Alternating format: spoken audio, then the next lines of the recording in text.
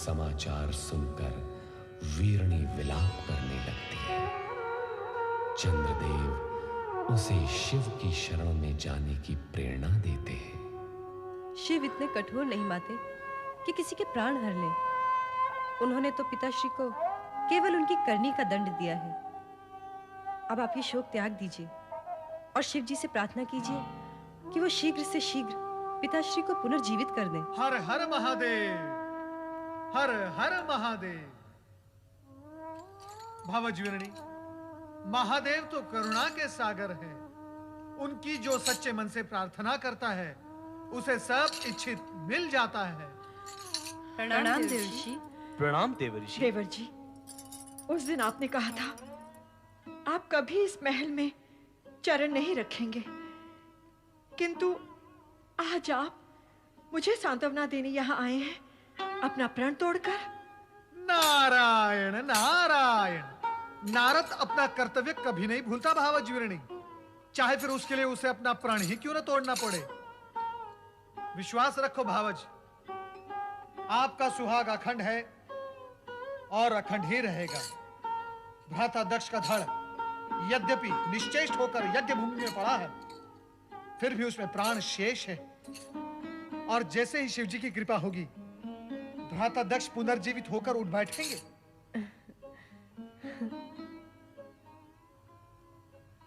क्या बात है माते, आपको देवऋषि के कथन पर विश्वास नहीं?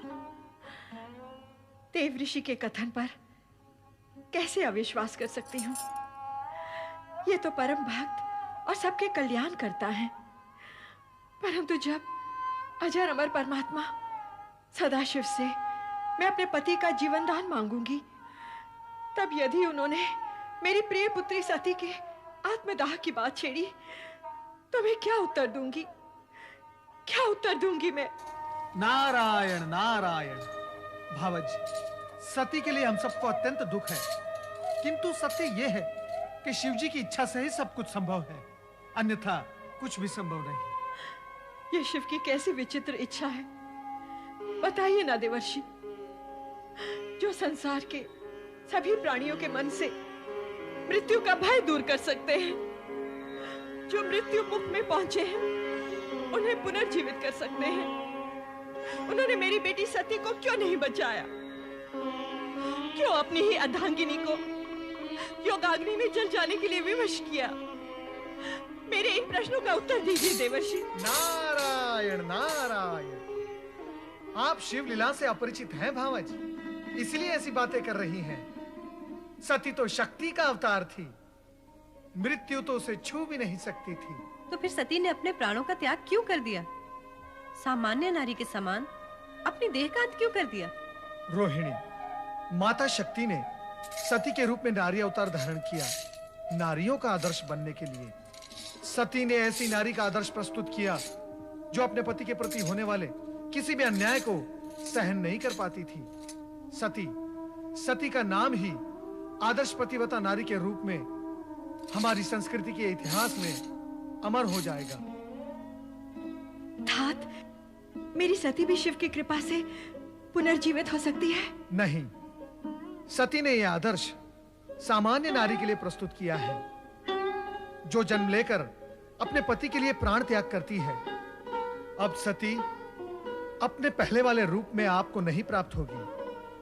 वे अब शक्ति के रूप में अजर अमर हैं। वे न जन्म लेती हैं, न मृत्यु को प्राप्त होती हैं। वे शिव के समान शाश्वत हैं। वे शक्ति के रूप में जगत के कण कण में निवास करती हैं। माते, अब आप सती का शोक त्याग दीजिए।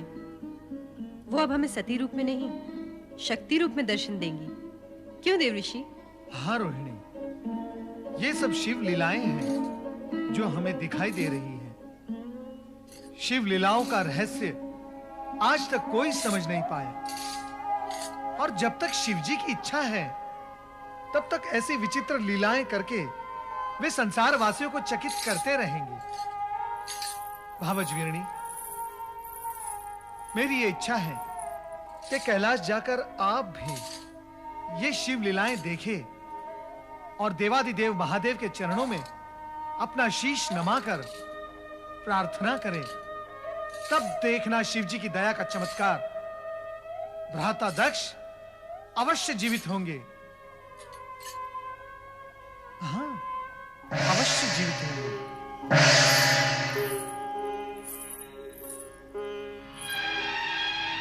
अवश्य जीवित होंगे। अवश्य जीवित होंगे। अवश्य जीवित होंगे। अवश्य जीवित होंगे। अवश्य जीवित होंगे।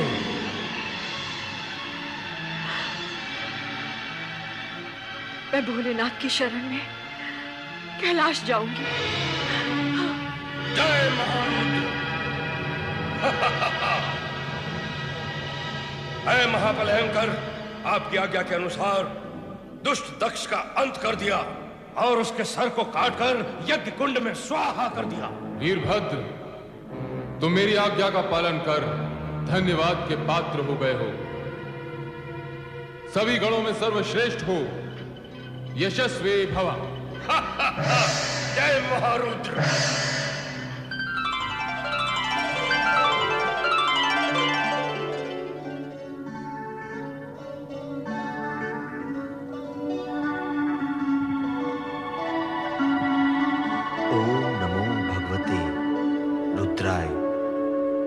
परात्पर ब्रह्म परमात्मा श्री सदाशिव को प्रणाम। करुणा सागर भक्त वत्सल भगवान शिव शंकर को वंदन। हे चराचरपति सम्राट शिव शंकर, कृपा सागर,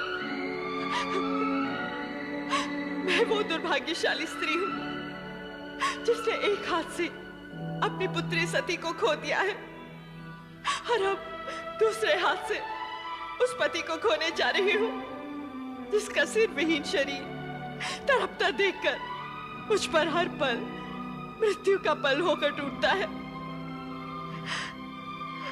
ये जानते हुए कि जो भी हुआ है उसके उत्तरदायी मेरे पति ही है, मुझे ये कहने का अधिकार नहीं कि मेरे पति को उन कष्टों से मुक्त कर दो और जीवन दान दो, किंतु इतना अवश्य कहूंगी कि उनके कष्टों का अंत कर दो। उनके कष्टों का अंत कर दो। उनके कष्टों का अंत कर दो।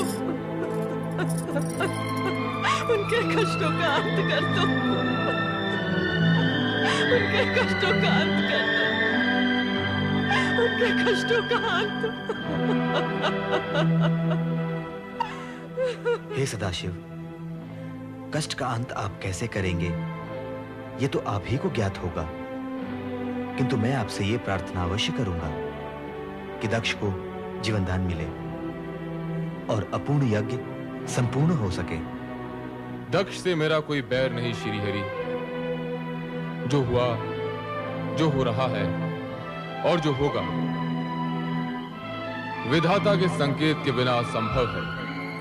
अस्तु, आप सबकी इच्छा का सम्मान करते हुए मैं दक्ष को अवश्य जीवन दान दूंगा, अवश्य।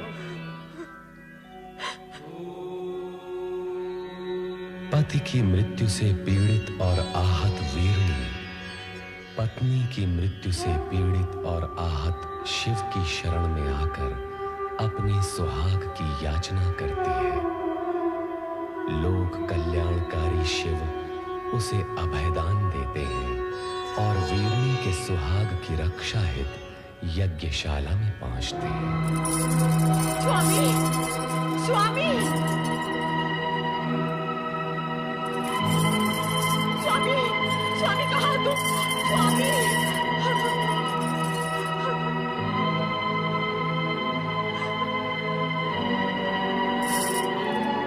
स्वामी, ये क्या हो गया? ये क्या हो गया स्वामी? स्वामी,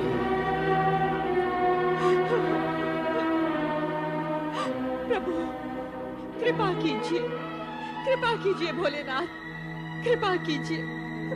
प्रजापति दक्ष वृथा अभिमान से उपजे अपने भयंकर अपराधों का दंड तुम्हें मिल गया है। अब अपने अपूर्ण यज्ञ को पूर्ण करने के लिए तुम्हें अजामुख बनाकर नया जन्म दिया जा रहा है। तुम्हें यह मुख देने के पीछे तात्पर्य है कि इसे देखकर संसार वासियों को तुम्हारे कर्म सदा के लिए याद रहेंगे और वे अपने आप को ऐसे कर्मों से दूर रखने का प्रयत्न करेंगे। कल्याण भवतु।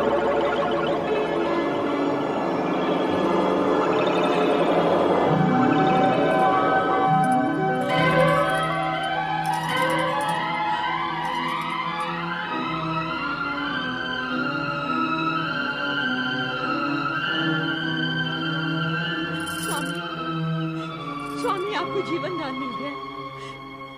मेरा जीवन धन्य हो गया। हे देवाधिदेव, हे महादेव, हे भोलेनाथ, आपने मुझ जैसे नराधम को जीवन दान क्यों दे दिया? क्यों जीवन दान दे दिया प्रभु?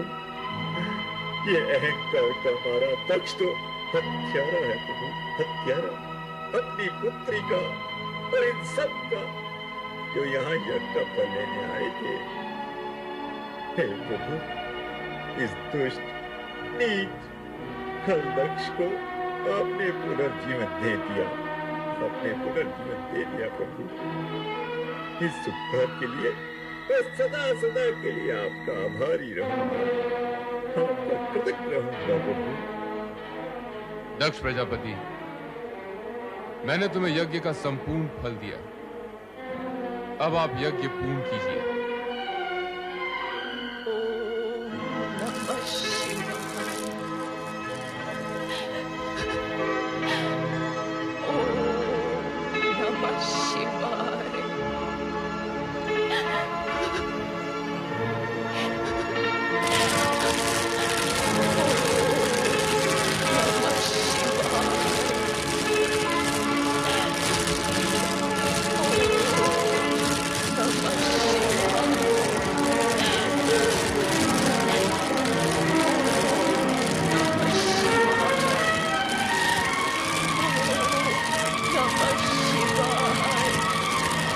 सती,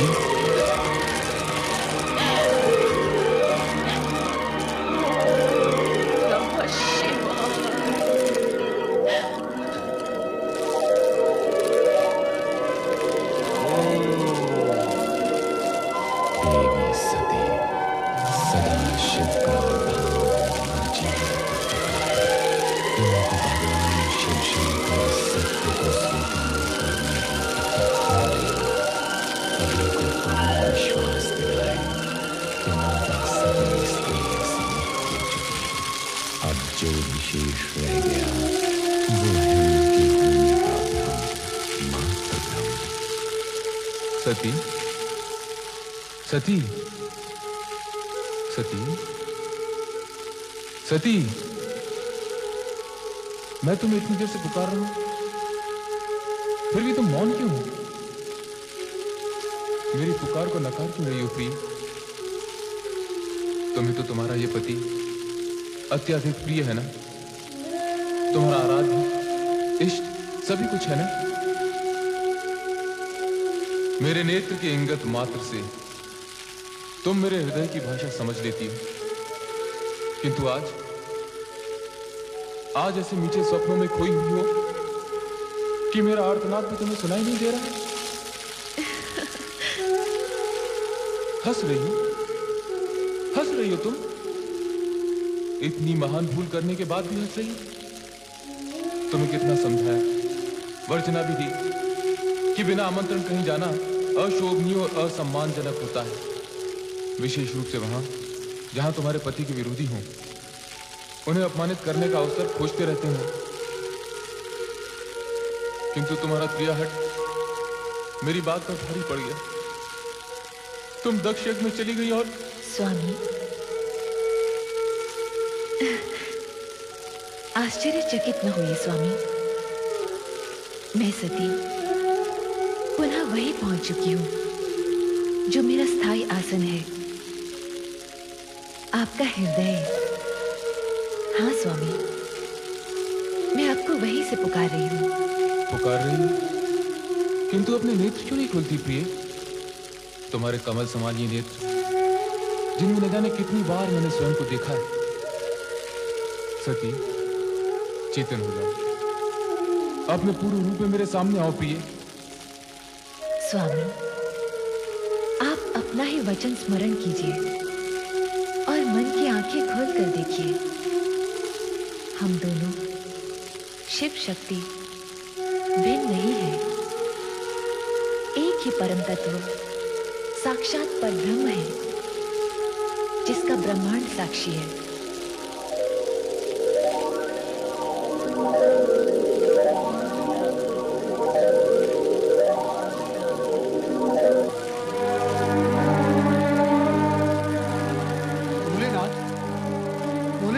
नारद का प्रणाम स्वीकार हो।